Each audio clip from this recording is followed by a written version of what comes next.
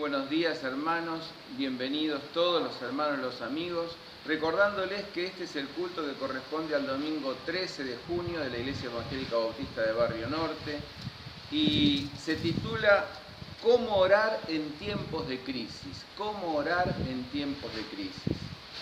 Yo quisiera que, si usted todavía no le dio un like al mensaje, lo haga. Y si usted todavía no se suscribió a la página de la Iglesia de Barrio Norte, lo haga también. Todas estas son cosas que nos ayudan muchísimo a difundir estos sermones. Quisiera pensar hoy, junto con ustedes, en los tiempos de crisis y cómo orar en los tiempos de crisis. Evidentemente, hoy afrontamos la pandemia. Y hay crisis de salud, hay personas que pierden seres queridos, hay personas cuyos seres queridos están enfermas, hay crisis de salud de toda índole. Hay algunas personas que están viviendo situaciones de ansiedad, de alteración psicológica. Hay personas que están disminuyendo la posibilidad de trabajar y de sus ingresos. Hay personas con problemas legales. Hay personas con problemas familiares. El hecho de convivir más tiempo a veces aumenta o incrementa algunos roces, algunos problemas familiares. Y hay también problemas morales. Hay también problemas morales en el día de hoy. Pero nosotros encontramos que toda esta problemática genera ansiedad.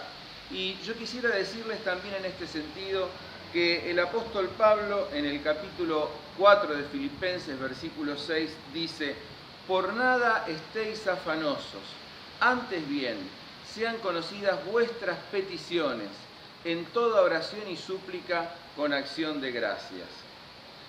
¿Por qué estar ansiosos si podemos orar? ¿Por qué estar ansiosos si podemos orar? Pero, ¿cómo orar en estos tiempos de crisis? Y yo quisiera marcarles 3 puntos a ustedes para esta mañana. Primeramente, orar con perseverancia. Segundo, orar con fe. Y tercero, orar en arrepentimiento. Y yo quisiera para hacer esto utilizar 2 parábolas que están juntas en el Evangelio de San Lucas y que ambas están juntas porque ambas hablan acerca de la oración. Fíjense ustedes en capítulo 18 de Lucas, versículos 1 al 8. Dice: les refirió también una parábola acerca de la necesidad de orar siempre y no desmayar. Orar siempre y no desmayar. Orar siempre y no descorazonarse. Obviamente que cuando les decía esto, está escribiendo el autor de Lucas, o sea, el autor del Evangelio, está escribiendo precisamente a creyentes que se estaban descorazonando porque el Señor Jesús no venía. Ante la parucía se estaban descorazonando, pero se estaban descorazonando también por diversas crisis que estaban sucediendo. Entonces, el Señor Jesús les refiere una parábola acerca de la necesidad de orar siempre y no desmayar.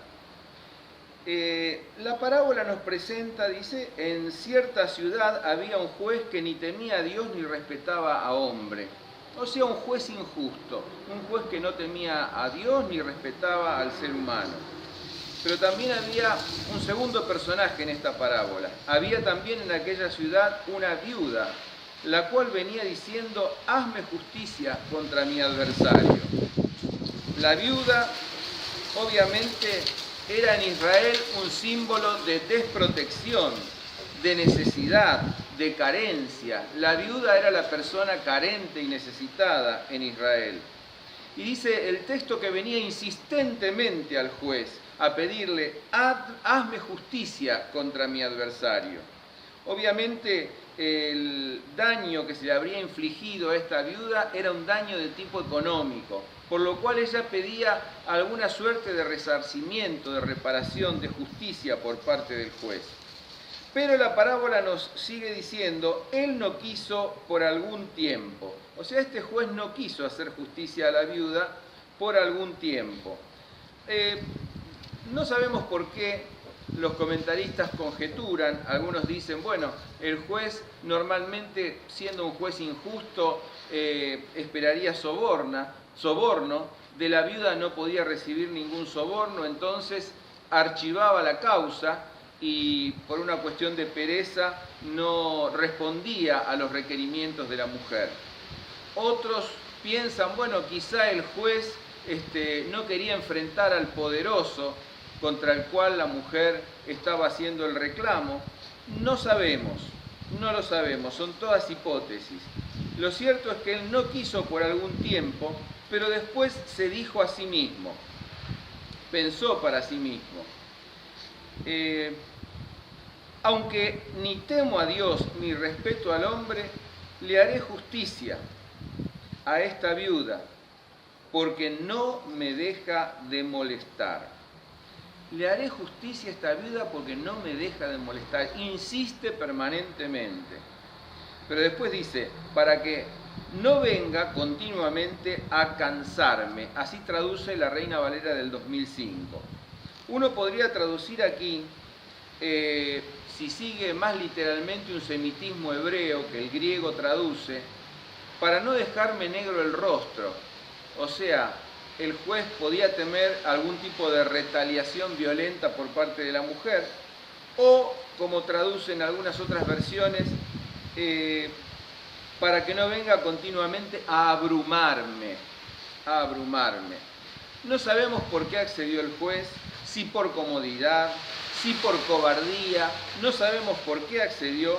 Lo cierto es que terminó accediendo. Le haré justicia a esta viuda, porque no me deja de molestar, para que no venga continuamente a cansarme. Y entonces dijo el Señor, oigan lo que dice el juez injusto, oigan lo que dice el juez injusto. Y acá, en el versículo 7, el argumento va a ir de menor a mayor. Dice, y Dios no hará justicia a sus escogidos que claman a Él de día y de noche.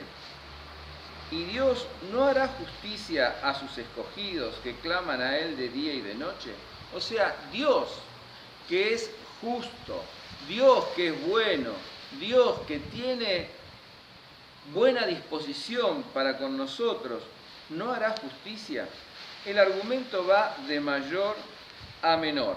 O sea, si ese juez que es injusto terminó por responder a la mujer, Dios, que es infinitamente bueno y amoroso, por supuesto, va a responder prontamente, sorprendentemente y con una mayor disposición. ¿No hará justicia a sus escogidos que claman a Él de día y de noche? ¿Les hará esperar? Les digo que responderá pronto. Y la palabra pronto significa también sorpresivamente. Dice Cair, un famoso comentarista, los elegidos de Dios son los preferidos, porque Dios quiere favorecer a las víctimas inocentes. Parte de la justicia de Dios es devolverle los derechos a las víctimas inocentes. Dios es bueno y amoroso, diferente al juez. Por eso tenemos que orar delante de Él con perseverancia. El punto central de esta parábola es orar con perseverancia, orar con insistencia. Orar con insistencia como hizo la viuda, que se cansó de ir delante de este juez injusto para hacer su reclamo. Orar como los escogidos, que como dice aquí, claman delante de Dios de día y de noche. Los escogidos del Señor claman delante de Él de día y de noche. Pedir como pidió la mujer sirofenicia. Ustedes recuerdan aquel hermoso relato del Evangelio de Marcos. Una mujer sirofenicia pide al Señor Jesús que cure a su hija, que sane a su hija que está enferma. El Señor Jesús pasa displicentemente, en forma indiferente, como no oyendo el pedido de la mujer. Pero la mujer corre tras e insiste y le dice, vuelve a pedirle. Y el Señor Jesús le responde, no es dado a los perrillos comer de la mesa de los amos. Los amos eran precisamente los judíos. Los amos eran precisamente los judíos. Los perrillos, los gentiles. Lo que dice Jesús aquí puede tener un sentido irónico o un sentido más bien de reprimenda. Allí es un tema de discusión, pero no importa, no es el punto. El punto que quiero señalar es que la mujer sigue insistiendo y ante la respuesta aparentemente irónica o displicente de Jesús, la mujer le dice, pero los perrillos también pueden comer de las migajas que caen de la mesa de sus amos. Por esta respuesta tuya, tu hija será sanada, vete en paz. Por esta respuesta tuya, tu hija será sanada, vete en paz. Dios a veces demora la respuesta porque quiere probar nuestra fe y nuestra perseverancia. La perseverancia en la oración implica fe y Dios quiere probar nuestra fe y responde en su tiempo. Hermanos, si vos le estás pidiendo al Señor algo, Dios va a responder a su tiempo. Yo recuerdo hace no mucho tiempo una persona que tenía problemas matrimoniales y aparentemente venía diciendo que su esposa tenía muy malas actitudes en algunos aspectos y como era creyente lo convidé también a orar perseverantemente delante del Señor. Alrededor del mes y medio esta persona me dice, no hubo ningún cambio, absolutamente ningún cambio, mi mujer sigue así, pero sin embargo Dios me mostró cosas a mí, orando perseverantemente, me mostró cosas a mí que yo tenía que ir cambiando. Y le digo, bueno, si Dios te lo mostró, si Dios te lo reveló, dado que la oración es una relación entre Dios y nosotros, realmente trata de acomodarte a eso que Dios te va señalando e indicando. Bien, el hombre entonces hizo un cambio él en esas actitudes que él estaba viendo a través de la oración. Cuando llegó al mes siguiente me dice, pastor, quiero decirle algo importante. Mi esposa ha cambiado de actitud. Dios respondió a la oración de él, pero primero tenían que haber cambios en él mismo. Por eso se nos llama a orar perseverantemente. Y el segundo de nuestros puntos es la oración en tiempos de crisis debe ser una oración de fe.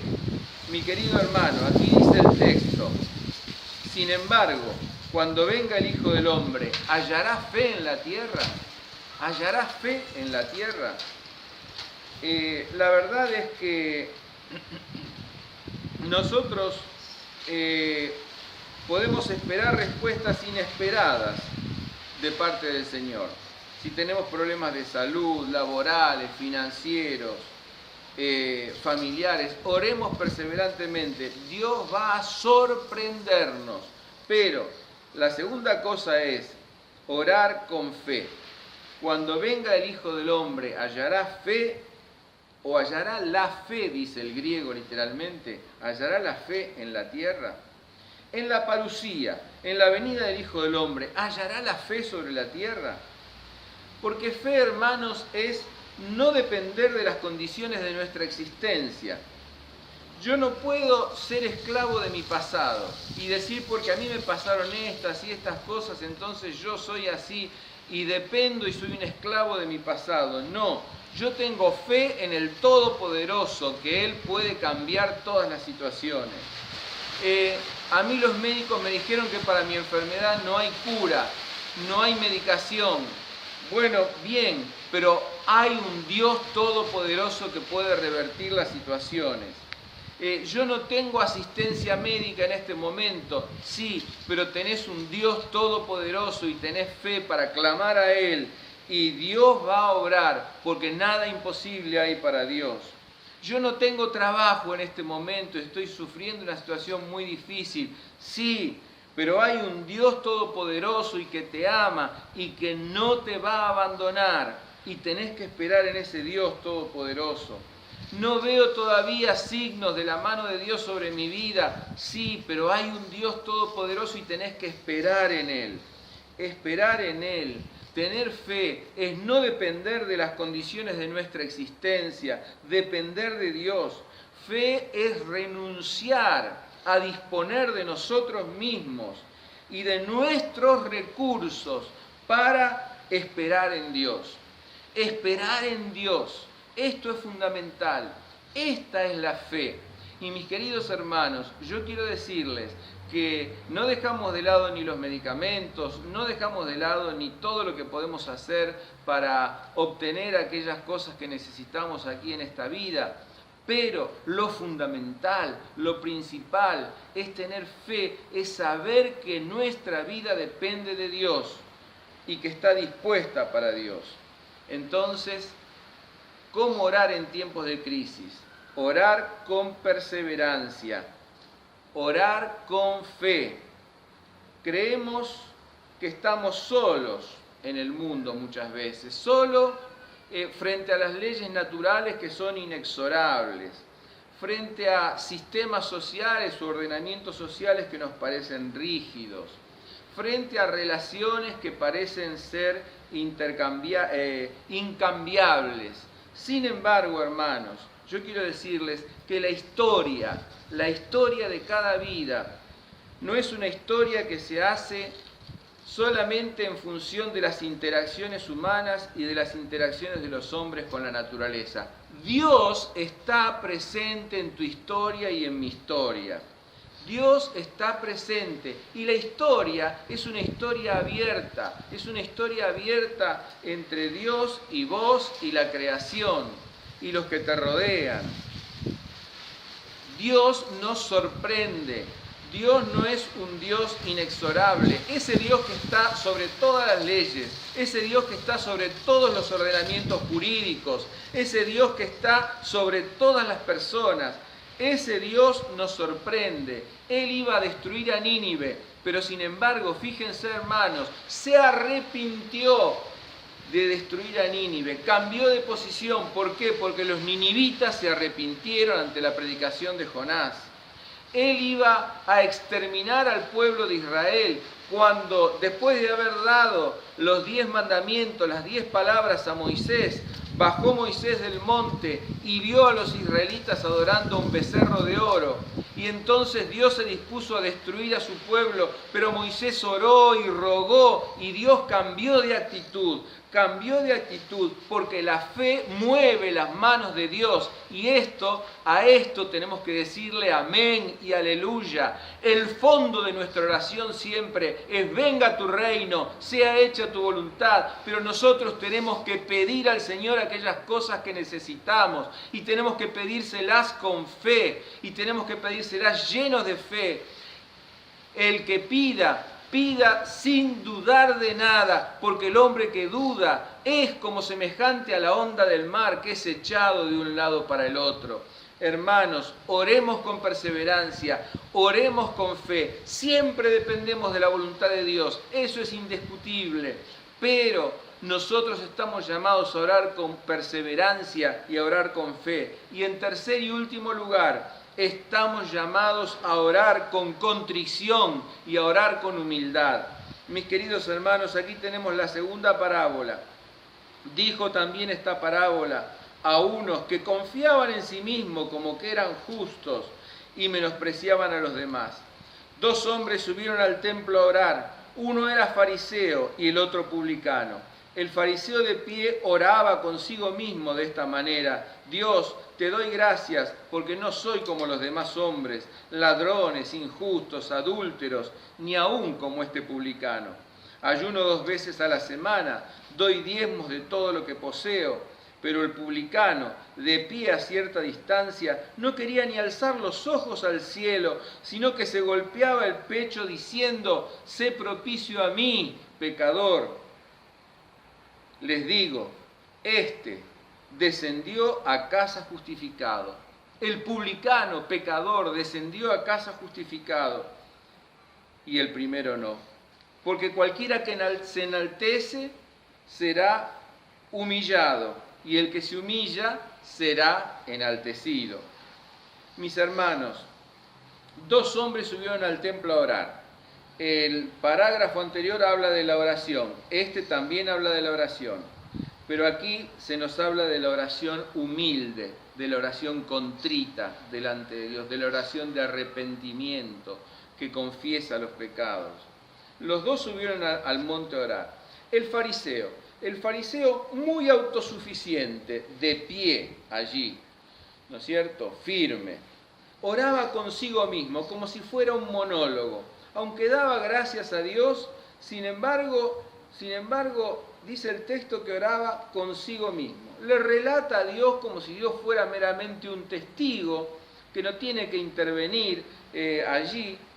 Le relata que él hace más de lo que la ley le exige.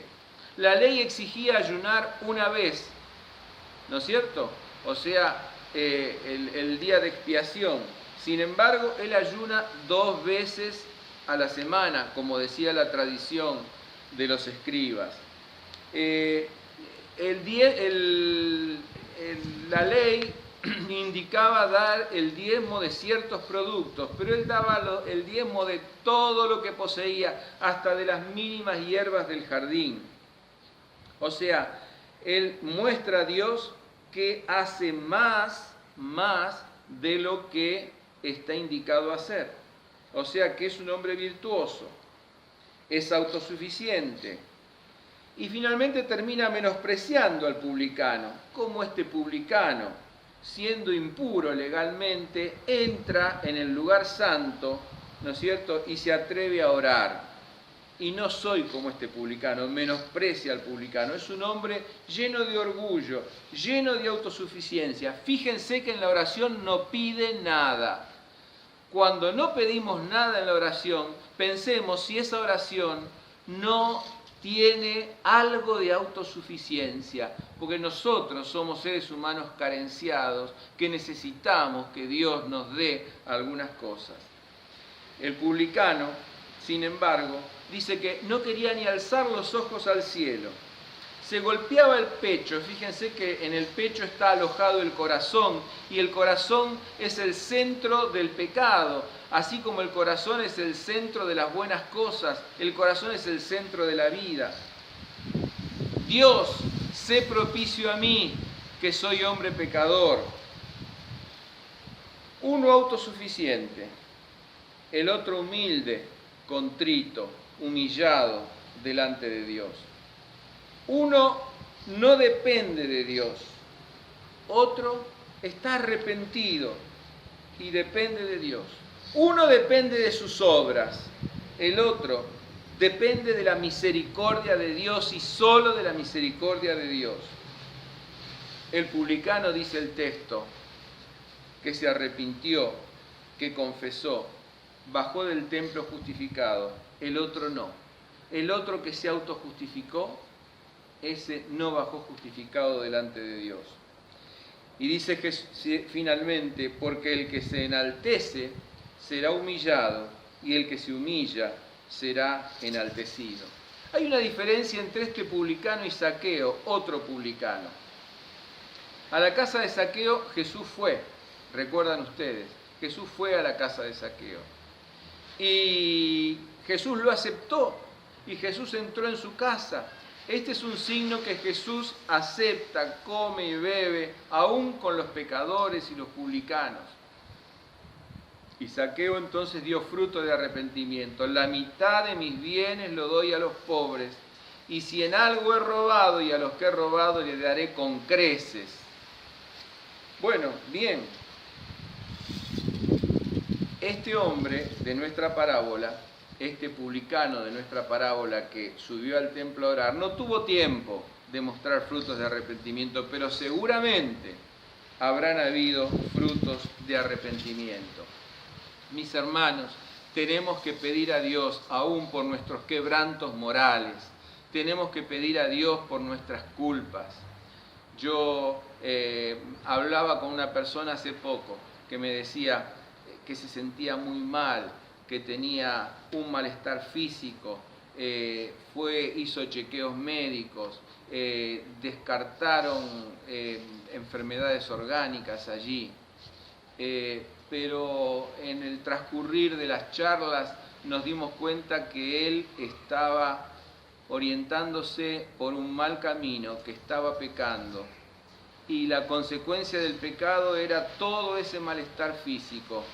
Él confiesa el pecado delante del Señor y realmente cambia de actitud y su organismo todo empieza a mejorar, su ánimo empieza a mejorar, sus relaciones empiezan a mejorar.